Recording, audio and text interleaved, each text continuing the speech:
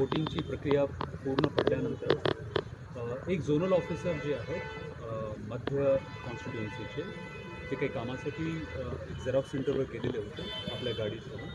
तेव्हा काही लोकांना असा बहुधा असा एक त्यांना कम्युनिकेशन झालं की झोनल ऑफिसर जे आहेत ते EVM घेऊन गेले, परंतु त्यांच्याकडे जे आहे ते स्पेअर EVM, त्यांच्याकडे ॲक्च्युअल जे वोटिंगची EVM त्यांच्याकडे नव्हती. स्पेअर EVM ते त्यांच्यासोबत होती जी त्यांना वापरण्यासाठी दिलेली असते की जर कुठे काही EVM बंद पडली तर त्या ठिकाणी ते EVM ते वापरू शकतात.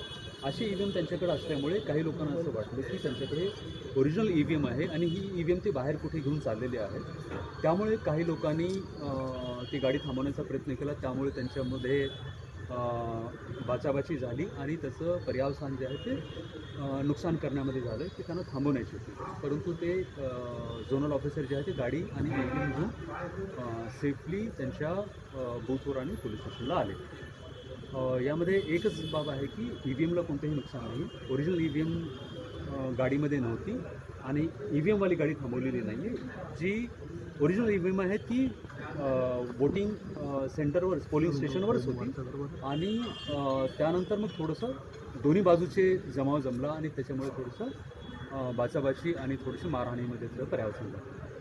आम्ही सध्या आमचा फर्स्ट फोकस आहे की EVM सेफली जे पोलिंग स्टेशनवरून स्ट्रॉंग रूमला गेलेली पाहिजे त्याच्यावर आम्ही फोकस्ड आहोत आणि ती स्ट्रॉंग रूमला पोहोचत आहे.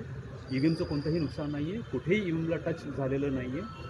इव्हन जी स्पेअर EVM होती त्या EVMचं सुद्धा काही नुकसान झालेलं नाही आहे, त्यालासुद्धा काही टच झालेलं नाही आहे. फक्त ते झोनल ऑफिसर आणि काही नागरिक त्यांच्यामध्ये हे भांडण झालेलं आहे.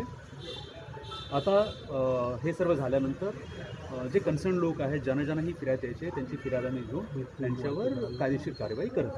या ठिकाणी 2 तवेरा गाडी आहे आणि दोन्हीवर दगड मारलेले दिसतात, काचा फुटलेल्या दिसतात. कोणती गाडी कोणती होती ते दोन्ही झोनल ऑफिसरचे होते, वेगवेगळे झोनल ऑफिसर होते. एक झोनल ऑफिसरला अकॉस्ट केल्यानंतर दुसरा अजून एक झोनल ऑफिसर मागून जात होता. त्यांना वाटले की हा सुद्धा दुसरी EVM घेऊन जात आहे, त्यामुळे त्याच्यावरही दगडफेक झालेली आहे. दोघांची आम्ही फिर्याद घेऊन त्यांच्यावर कारवाई करतो. सर, दोन्ही गाड्यांच्या वरच्या दगडफेकमध्ये कोणी कर्मचारी जे निवडणूक ड्युटीवर होते काही जखमी झाले, किरकोळ किंवा गंभीर? अजून काही जखमी तर कोणी नाही आहे, विशेष असं काही झालेलं नाही आहे. परंतु जे काही नुकसान वगैरे झाले त्याबाबतची आम्ही थोड्या वेळात जसे ते येतील त्यांची फिर्याद घेऊन कायदेशीर कारवाई त्याच्यामध्ये करण्यात. तिथे जे जमाव होत आहे काही पॉलिटिकल पार्टीशी कन्सर्न होता का? हे अजून आता तपासाचा भाग आहे. ही खूप प्राथमिक माहिती आहे आणि जसं जसं कंप्लेंट येईल आणि तपास आमचा पुढे जाईल त्यानंतर आम्ही आपल्याला हे ठीक आहे. आज शाम में जैसे ही हाँ रेडी सर. आज शाम में जैसे ही वोटिंग